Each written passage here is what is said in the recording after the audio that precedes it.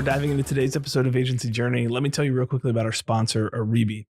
Aribi is a super cool all-in-one marketing analytics tool. They've got Google Analytics squarely in their sites right now. And I can remember setting up Google Analytics as a sophomore in college and thinking this was just the coolest platform. And as it's matured, it's still super powerful, but it's become so complex to deal with. And Aribi has a value prop totally aside from this. But what I absolutely love about my experience plugging Aribi into zenpilot.com is I didn't have to mess around with setting up what events I wanted to capture and tracking all my changes. And if I messed up with view, then it would delete all the data that I had. I just plugged it in, it crawled, it captured all of our events, made it super easy to see our funnel. And it just works. I love being able to see, for example, how many people read the definitive guide to ClickUp for agencies, a blog post that I wrote, 6 months ago. See where those folks come from, how that influences the buying process, the funnel, the way that it works out. So super excited to have Aribi as a sponsor. You can check it out. Go to aribi.io/agencyjourney. It's all one word. If you spin up a free trial there, use the coupon code agencyjourney. Same thing, all one word. That'll give you 20% off any plan, which is super generous of them. And remember, they can track all of our conversions. So check them out. That's aribi.io. We appreciate their sponsorship. Let's get on with the episode. All right. Welcome into another week's episode of Agency Journey. This is Gray McKenzie here from ZenPilot. And today I've got Dean Breyley from Grow or Die on the podcast. Dean, thanks for joining me. Hey, no, it's a pleasure. Thanks for having me on, Gray. Hey, let me give you 30 seconds here. We're going to dig deep into EOS, but tell us a little bit about your business and what you do. Well, I'll give you a little bit of background on the history, really. So, I used to have my own marketing agency with a business partner. We weren't a great cultural fit for running a business together. So after kind of 4.5 years, our relationship just dissolved. And I ended up going back to work for the competition.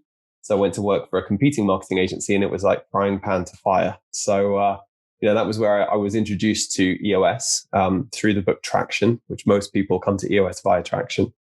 Fell in love with it. Self-implemented for 8.5 months and got the bug.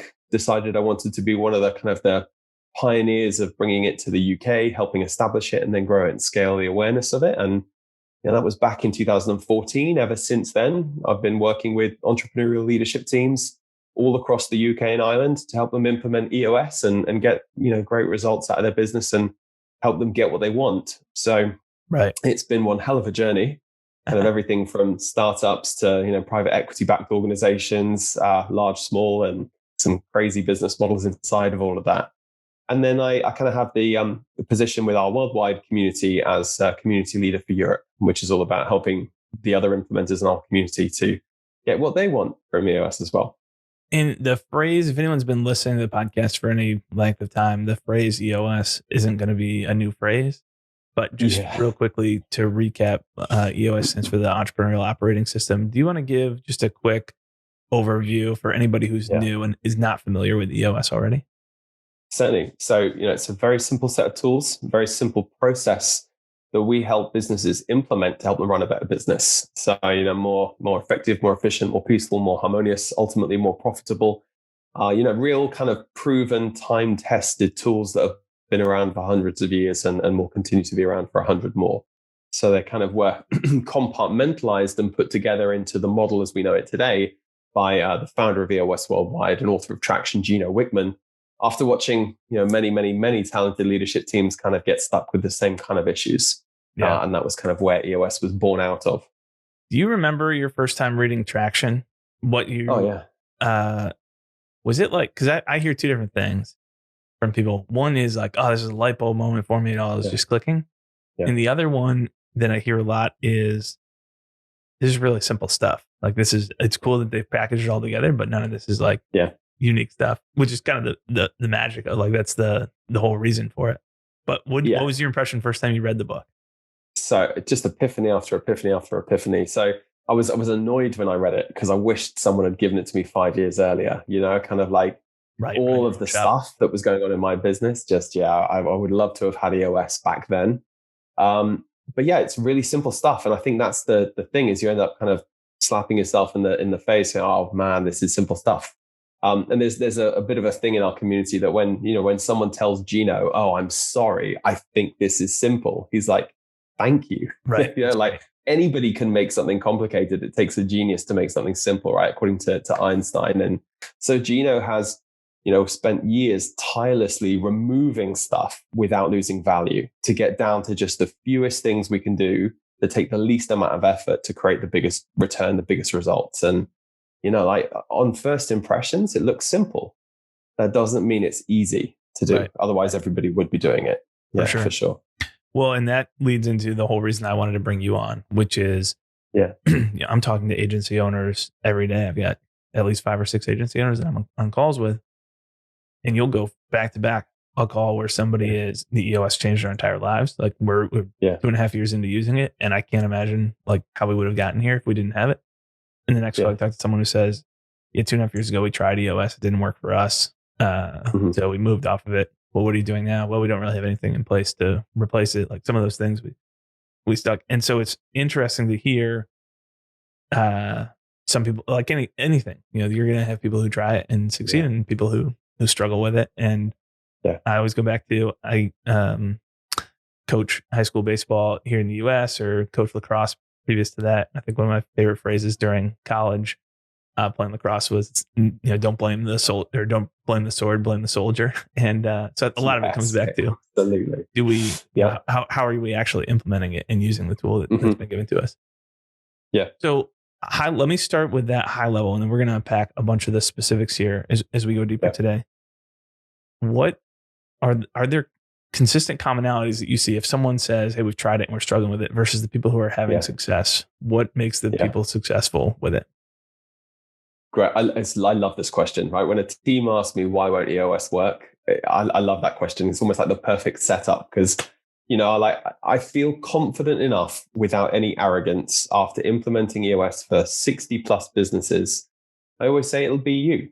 Like if this stuff doesn't work, it's the people. It's always the people, right? The tools are just the tools, right? And, you can give me a chisel. It doesn't make me a carpenter, right? So, but the chisel in the right hands can do amazing things.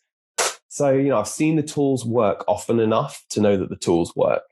And I always like to say, you give me 2 agency owners and 2 agency leadership teams who serve the same customers in the same market with the same products and services. Using EOS, they'll get 2 different sets of results, right? And the only variable in that is the people. So, it has to come down to the people. And it's lots of things, right? If I look at the kind of the key pointers, it might be the fact that this team isn't leaning into the tools. They're kind of, like dipping their toes or just kind of practicing with it, relying on the tools to do the work, not them, which is like going to the doctor and thinking that's the cure, right? You have to take the medicine. So it's the taking the medicine bit.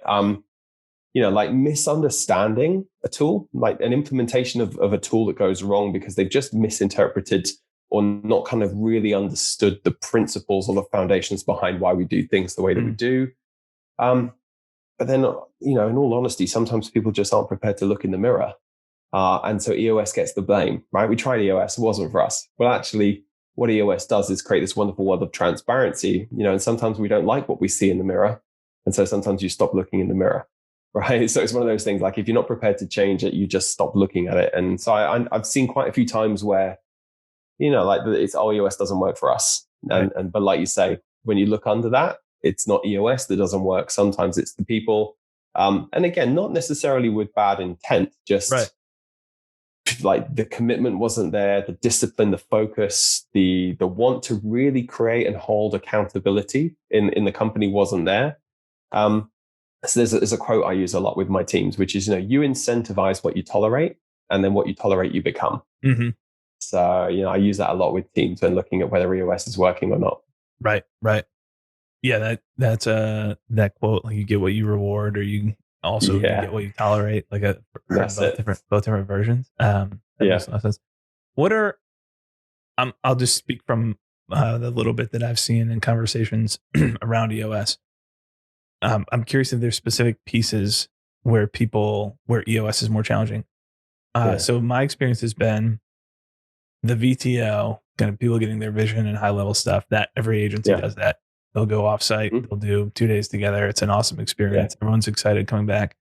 And the disconnect happens going from kind of the vision to the actual granular traction. Like what are we doing in the day to day that's different today than when we left the office three days ago?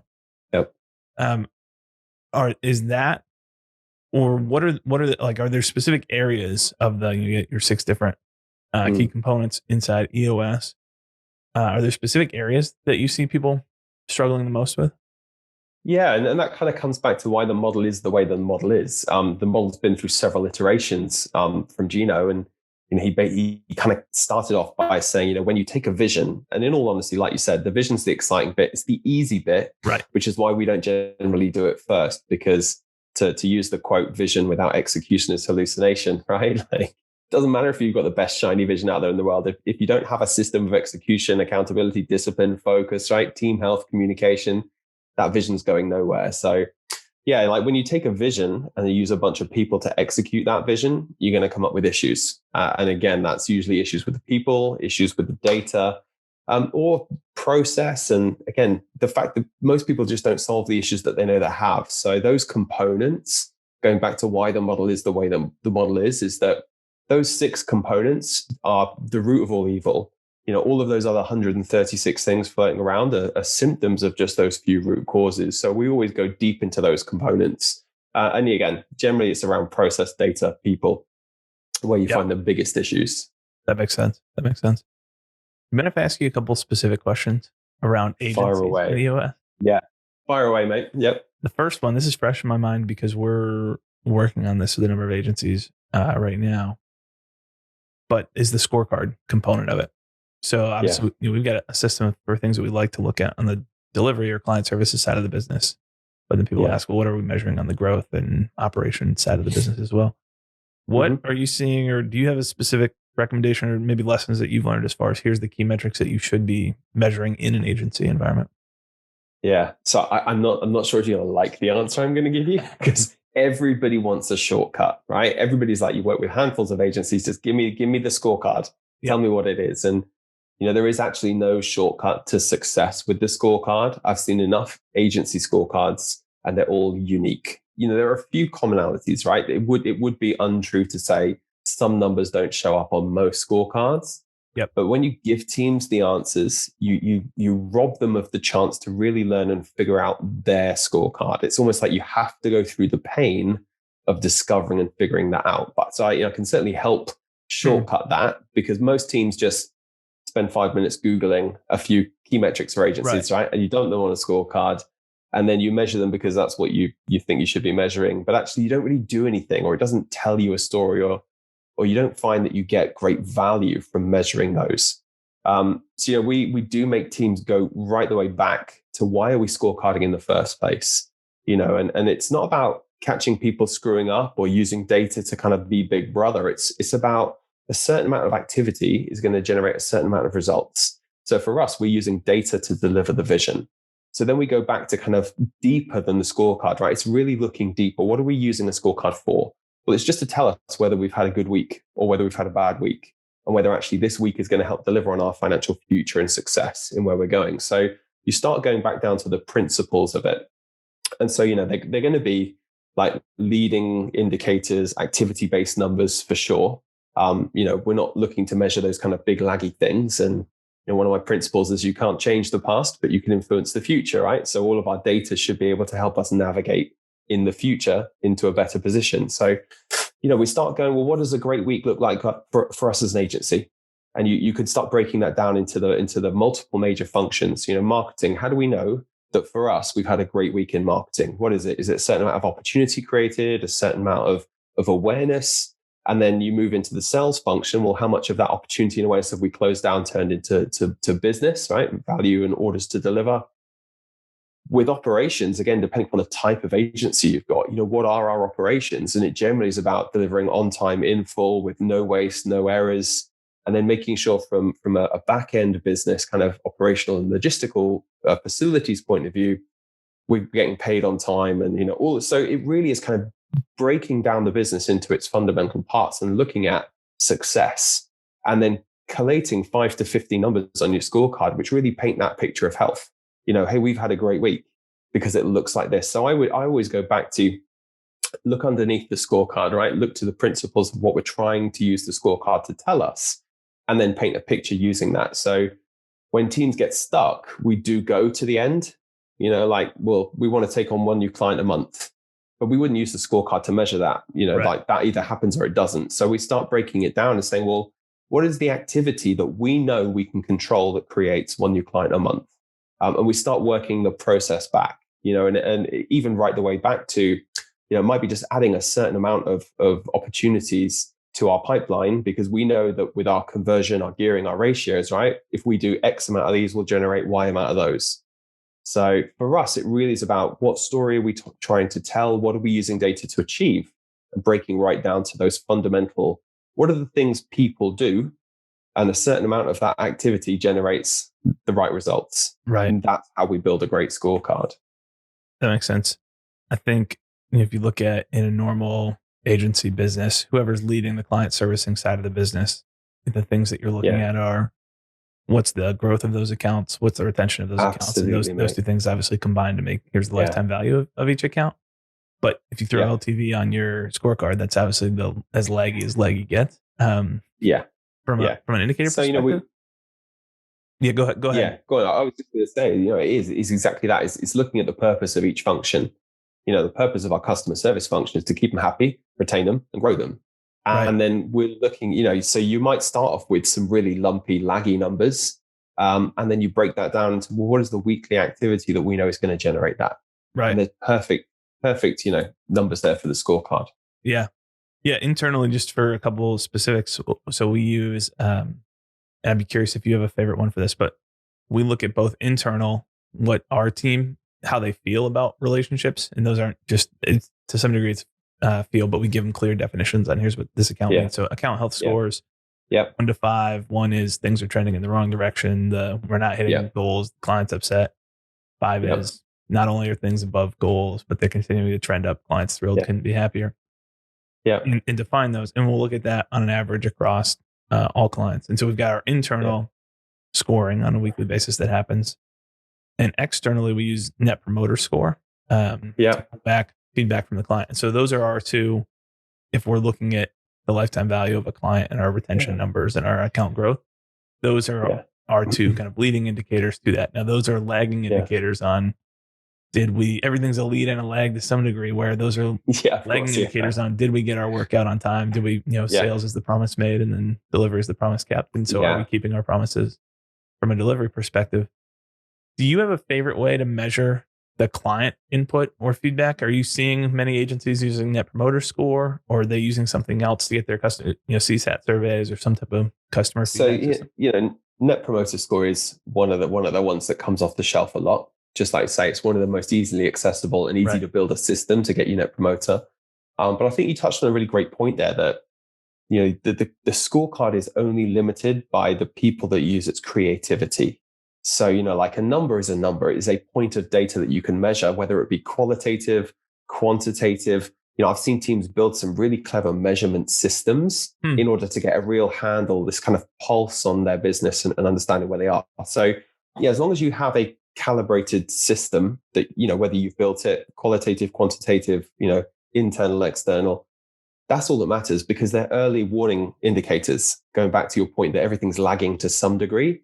Right. But, we're trying to avoid teams waiting until the end of the month, end of the quarter before they start looking at how did we do. We're saying that just within the last 7 days, has it been a good week for us? Right. And so therefore those early warning indicators, those like little flashing LEDs, is where we should be paying attention, right? What is the signs of smoke before the fire? And then we pay attention to those and we just verify and make sure. So like I say, even if you've got a qualitative number, which is a feeling, that's still data, right? It's still information that we can act upon. And then we can dive deeper when we're solving issues to figure out, is there actually really an issue there or not? So, there may not be, but at least we've double checked, sense checked it and made absolutely sure, not just kind of crossed our fingers and hope for the best. Right. That makes sense. I think I've heard this from implementers. I've heard this from agencies who look back and say, man, I wish we learned this earlier. Probably one of the most common mistakes is we don't know how to create rocks, and then way too ambitious with what we can get done over the course of a quarter. Quarter feels like a long time at the beginning, and by the end of a quarter, it's like, wow, where did that go? Who should be designing in rocks for anybody who's not familiar yet? Feel free to clarify, since my poor explanation, but basically your quarterly, what are the key kind of movers internally, the key things that we need to get done, or major objectives internally. Who should be, feel free to clarify that, and then who should be setting that? How do those get set? Any advice that you have for agencies who are trying to do this and not get frustrated that we keep missing rocks? Certainly, mate. So yeah, I mean, I've seen loads of people make rocks far too complicated. And then, when you make something complicated, it becomes really tough to break that back down. So a rock is simply a priority. One of the most important things, biggest impact, most pressing, over the next 90 days, and that's our time frame. It's in the next 90 days. This is one of the most important things, then we call it a rock. Because if everything's a priority, nothing's a priority. So, we give it a different name, it becomes a different thing.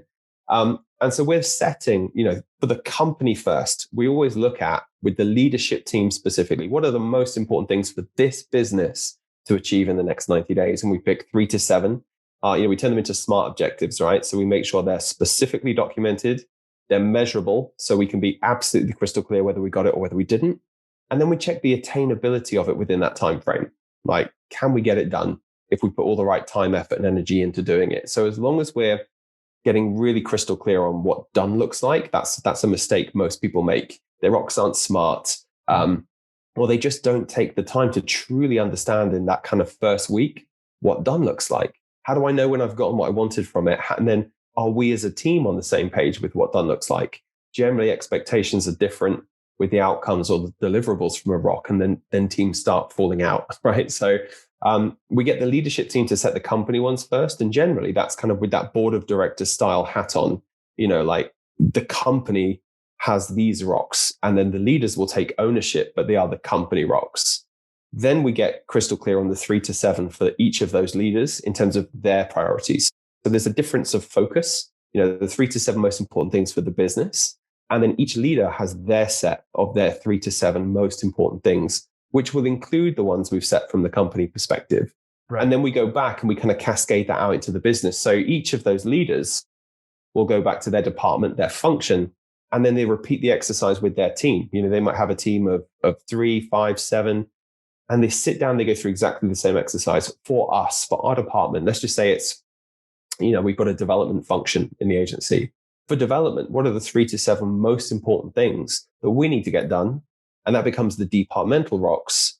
And then each person in that team gets clear on their rocks. So, but again, we would always say that for the leadership team, it's 3 to 7, hopefully closer to 3. We wouldn't expect anybody inside the business who spends most of their time executing to be taking on any more than 1 to 3, hopefully closer to 1 rock a quarter. Now, in terms of the alignment, because we cascade that from the leadership team down, everybody should be focusing on how can they help the leadership team achieve the company rocks, and then their leaders rocks, and then we're setting rocks. So priority wise, we're always focusing in on the vision and the plan, but there's always stuff that, for me, this is important for me this quarter, therefore I should set that as a rock. People generally tend to trip up on the whole, well, it's got to happen or it's going to get done this quarter anyway, so I won't set it as a rock. And, whoa. Well, if it's going to take a significant amount of your time, effort, and energy in the next 90 days, don't you think we should wrap a rock around it to make sure it gets done rather than trying to get that done and then another 3 to 7 other things? It's like, we only have 100% of our own capacity. So there are definitely some common trip hazards in which people will fall into. And I suppose one of the other things is, is it business as usual or is it a rock? Like if it's just part of the day job, and this is something that's repeatable, that happens like once a quarter, once a month, or, once every 6 months, there is that gray line between if it's going to take a certain amount of your time, effort, and energy, then it's worth setting as a rock. But business as usual should be taken care of kind of the process component, right? That just happens as part of doing the work rather than being a specific rock. That's generally what causes people to trip up as well. Yeah, I think that's a helpful distinction. Could you maybe give a quick example of rocks and what it would look like cascading down from, hey, here's a leadership team rock, here's what that would look like when it gets translated to client services team? So, leadership team rock, maybe we figured out that we need to overhaul, say, one of our core processes. Let's just say I'll use development because I mentioned the development team earlier on, that our development function, we don't have a clear set of processes. So actually, one of the most important things that's going to benefit the company this quarter might be to get that core processes documented, simplified, and followed by all. That might be a company rock because it impacts the business so much over the next 90 days that it's worth setting as a company rock.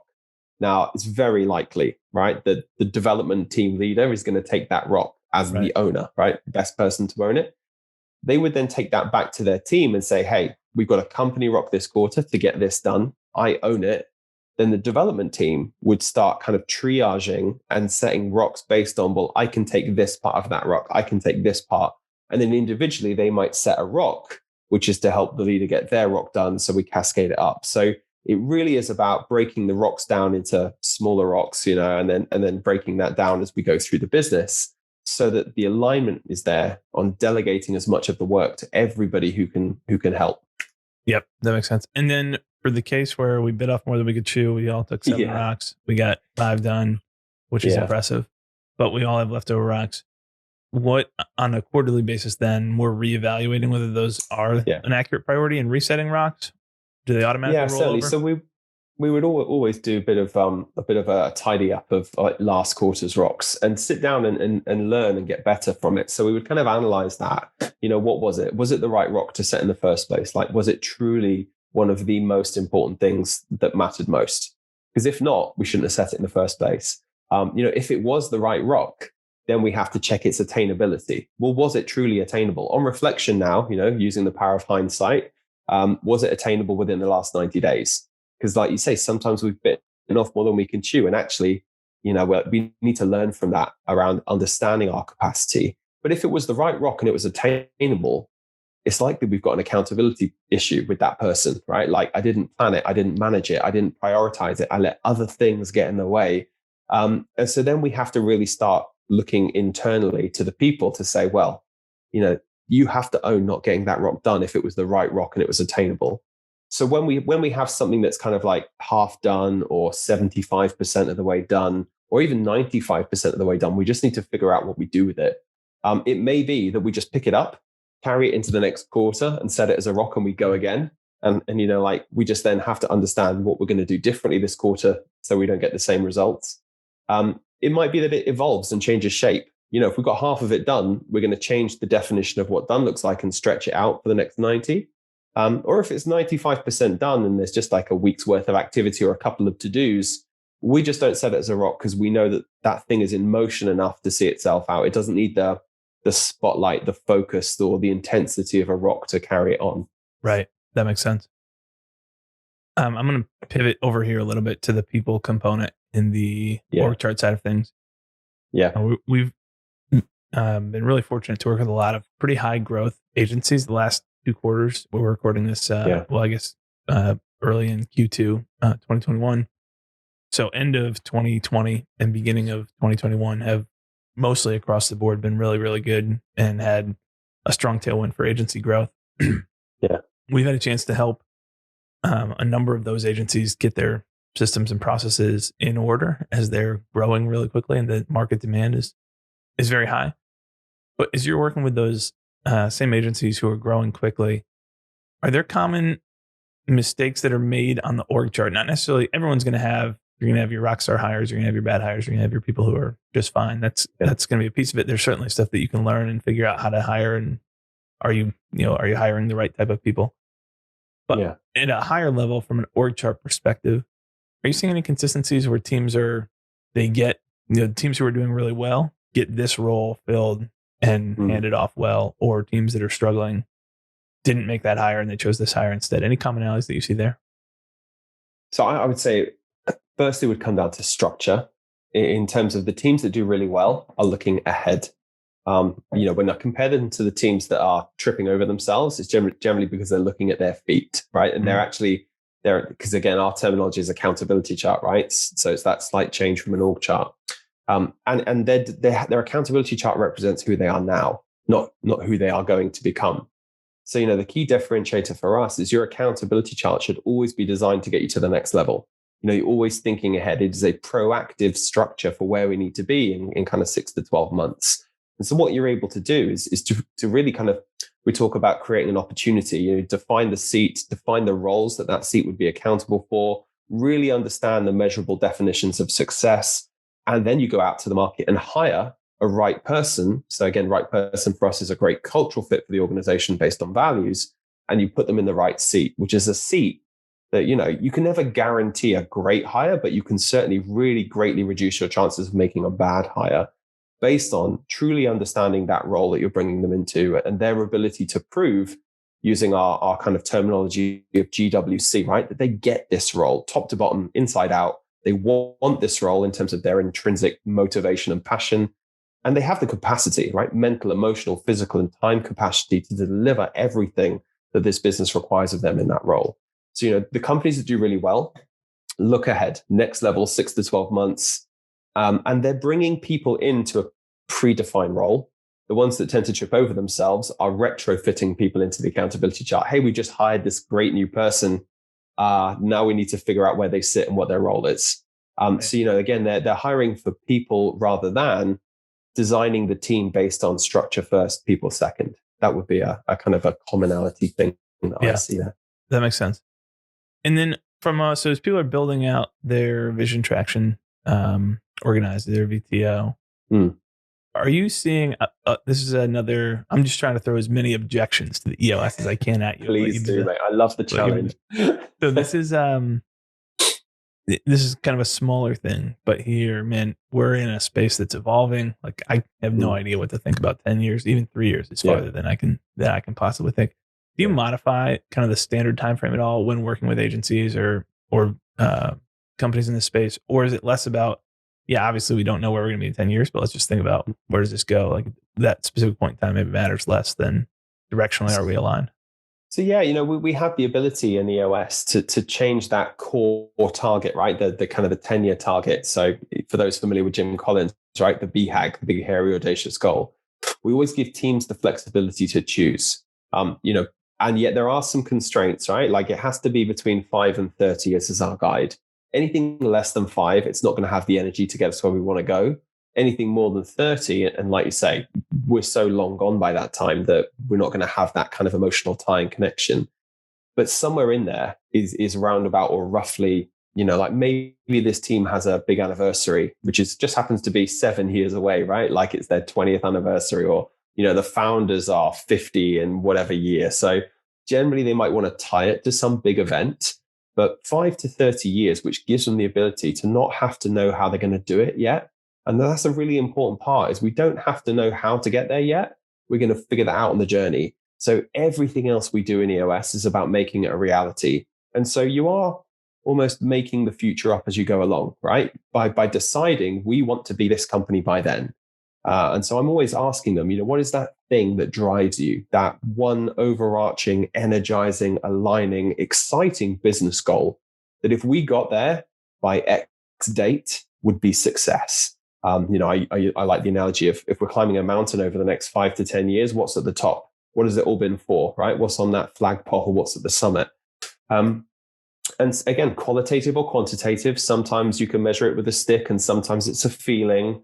So it really is about just helping them understand, what are we trying to achieve here? Like, what is the thing that we know when we get there, we've done it. And then we go again, right? So it's not the end. It's just a mile marker on a larger journey. Right. Have you had a chance to work with anybody who set that? I mean, that's really tight. I mean, you'd have to have worked with someone at the very beginning of doing EOS who set a 5-year target or whatever. Have you had a chance to work with anybody or maybe they hit their goal early, who's kind of been there and we got to recalibrate? So we did it at EOS Worldwide, right? To use our worldwide organization as a good guide. When I joined in 2013, 14, there were a handful of us as implementers and a handful of companies running on EOS. And they said that by 2020, they wanted to get it to 10,000 companies using EOS. And everyone was like, you're crazy, right? Like that's nuts. And they got there early. And so we were part of the journey a couple of years ago when they realized they were on track to do it, that they reset their target for another 10 years. And we're now working towards 100,000 companies running on EOS. Right. And when everybody asked Gino, how do you expect to do that? His response, which has proven to work and be true based on our story, was we're just going to figure it out one quarter at a time.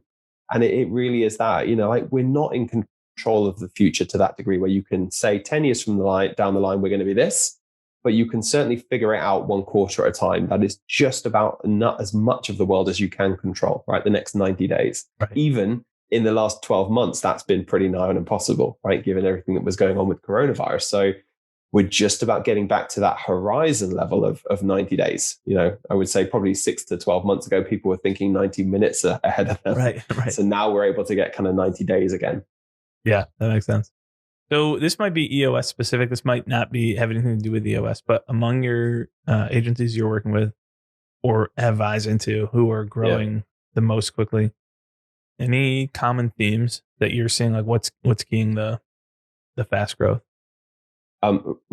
With EOS specifically, or just no? Well, yeah, it might be an EOS thing. It might not be though. It might be, so all these agencies have somebody focused on sales, or they've got whatever that excuse might be. So EOS aside, right? Like, because again, EOS, which is the holistic model for helping them run the organization, is going to help them run a better business without doubt. Like, but I would say that the key things as well as EOS, one is the culture. Right. And I'm not talking about pool tables and, like bean bags and slides. I'm talking about people, real healthy, functional, cohesive cultures where everybody's aligned. Everybody wants to go the same place in the same direction at the same time. There's no politics, right? So you've gotten rid of all of that. For those familiar with like Simon Sinek, he talks about this circle of safety. And I always say to the teams, look, if you're worried about the external world eating you alive, perhaps you should stop eating yourselves alive first, right? Like, and it really is that. So teams with a great culture internally where everybody is, acting, behaving, thinking, aligned the same way, they're going to do great things. And I suppose the second would be something that kind of underpins everything, which is their business model. They've got a really kind of rock solid business model and clarity in who they serve, the value proposition and how all of the key parts of their business model are orchestrated, but they're not just trying to sell anything to anyone and service everything and, like that kind of jack of all trades. Yeah. So I look for any common traits wherever. Big into baseball and specifically the pitching aspect of baseball. And so what are all the people who are most successful? Like what are the common things that they're doing? And now this is crazily analyzed by people worlds smarter than I am. Saying, hey, they consistently get to this position, or this is how they get the spin rate that they get, or whatever those things are. And so I think that's I am kind of hunt for commonality, which is why I asked about scorecard numbers. Are there metrics that the easy answer is it all depends. Everything's different. And certainly people need to understand the reason behind it. But I think at the same time, you also have there people who do things excellently. There are consistent patterns between those. From a culture perspective, especially as people have been forced to go remote, are there so from a EOS rhythms perspective, you get weekly L10, your leadership team meeting, or your level 10 meeting, depending on the team that you're in. Are there specific pieces outside of that you're seeing teams with the healthiest cultures doing, whether that's a daily stand-up or they're doing every other week of all hands meeting, or they don't use Slack or they do use Slack? Any consistency that you've seen there? So it's that you're going over and above in the virtual world, because like we can still run the business the same way we did, but you are losing things that you weren't even necessarily consciously aware of. Like even when teams turned up for a level 10 meeting face to face in a room, there'd be banter and talk and everything that happens for 5 minutes before and maybe 5 to 10 minutes after. And that's the social kind of really kind of trust building team, health that's just got lost because now a level 10 meeting is pretty functional. Everybody's on Zoom on the dot, right? Of the time. Right. You run through the agenda, you check out, you're gone, and you're into the next meeting. There's just all of that human interaction stuff that isn't directly related to work has gone. So the real healthy teams are doing other stuff to compensate. And I think, in the early days of lockdowns when people were doing Zoom quizzes and all, that was a way of trying to figure it out. And I don't think it had longevity because people very, very quickly got bored with Zoom quizzes and Zoom treasure hunts and all that kind of stuff. But yeah, I've got some teams doing lots of great kind of, again, it's additional stuff that they weren't doing before virtual to really help their team still feel connected and not just in terms of the role, but as a group of human beings, just checking in, how's things, how's the family, right? And a lot more tolerance for things like kids running in or the shopping being delivered when you're in the middle of before lockdown, we wouldn't have considered those things acceptable. But now I think it's just they're really understanding of the blend between personal and professional that was easier to separate when everybody was in an office. I think that the real healthy teams are doing stuff like that. Okay, makes sense. So I'm going to switch gears here completely and want to learn a little bit more about how you work with folks, but generally, so you are an implementer of EOS. Maybe briefly talk about what the role of an implementer looks like. If an agency's saying, hey, we should, obviously first step, I think for most agencies winds up being read the book, maybe check out the site, but most agencies at some point will read Traction as the initial book. Not the only book necessarily that they'd read from EOS. But then kind of what does an investment look like to work with an EOS implementer? So I'll throw that pile of things to you. Where should people start? All of that stuff. What does an implementer do? So there are three things we say we do for the leadership team, right? And that's we teach, we coach, we facilitate for them. We're not there to be the guru or the strategist or tell them where their business should be going. Sometimes we're the dumb guy with a marker, right? Because we know that that's not helping create this healthy, functional, self-sustaining leadership team if we just go in there and provide the answers, right? That's creating dependence on us. We want to create this really kind of independent leadership team that only needs us for a very limited amount of time before they can go on and solve their own issues, right? With the right toolkit. So, we teach a very simple system, and our goal is to give them everything we know about EOS and EOS in its purest form. From the facilitation standpoint, once we've created a context around what their world should look like with EOS, then we kind of facilitate all the smart brains in the room into that and help them get these tools that work for them and really add value to their business. And coaching is that, when you're in the game, you can't see the game, right? That kind of quote from Kurt Gödel, cannot be in a system and at the same time see the system that you're in. So because we do play this game all day, every day with different leadership teams, we're able to help speed them up, help them avoid some of those stumbling blocks and the trip hazards, and coach them to play a better game. That's what we do. In terms of how we do that, then they can certainly read the book. We'll quite happily send anybody a copy of Traction, although we can also shortcut that. As a community of implementers, we commit to share 90 minutes of time with anybody who wants to learn more about EOS and take them through kind of a learning and teaching session, which we call the EOS 90-minute meeting. They could reach out to an implementer. That implementer would take them through this kind of, again, at the moment, most are virtual, right? But it'd be lovely to do them face-to-face one day again, where we just sit with that leadership team and give them the whole experience of EOS. And for the teams that want to work with us directly, we spend full days working with the leadership teams, probably around about 5 or so times a year, although in between the physical sessions, we're on the journey with them. So we're there around to help and support as much as needed. But investment-wise, you're looking anywhere, because we have kind of professional implementers, we have certified implementers, and in the UK especially, we're talking probably around about 12,500 a year to kind of 30,000, and the difference is kind of length of service and experience with EOS. I've done 60 cycles of EOS with different teams, so my fee is towards the top end of that bracket. And those, because again, there isn't an EOSI, as we call ourselves, who hasn't been there, done that, worn the t-shirt. We're all entrepreneurs in our own right who just want to help and give back and have a passion for helping other people, get what they want out of their businesses.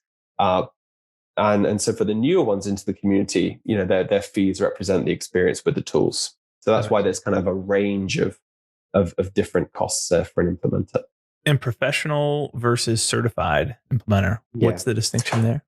So distinction, length of service. It's but for the professionals, it's about number of times they do EOS a year, so a certain amount of sessions. And so that's really the only distinction. Is certified is just a designation that states, you're longer in the tooth, you've got more battle scars, for example. But everybody, whether that's professional or certified, if they're inside the official community, has the EOS seal of approval for teaching the stuff. Right. So, nobody's better or worse, right? We're a very abundance-minded community.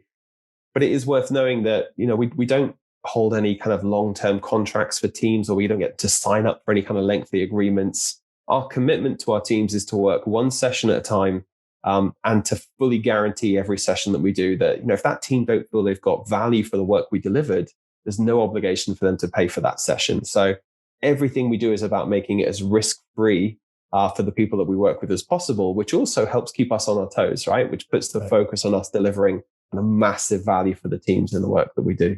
Yeah, that's awesome. Well, Dean, I appreciate you coming on. Thanks for being willing to answer so many questions and go deep on EOS stuff here with us. For folks who want to learn more about you or reach out, what are the best places for them to connect? Absolutely. So they can find me on LinkedIn. Dean Breyley is my name. And best thing to do, drop me an email. So dean@growdie.com. So growdie.com. Or they can give me a call. I'll answer the phone to anybody who wants to talk to me about EOS. Awesome. Good stuff. Dean, thanks for your time. I appreciate it. It's been a pleasure, Grave. Thanks for having me on.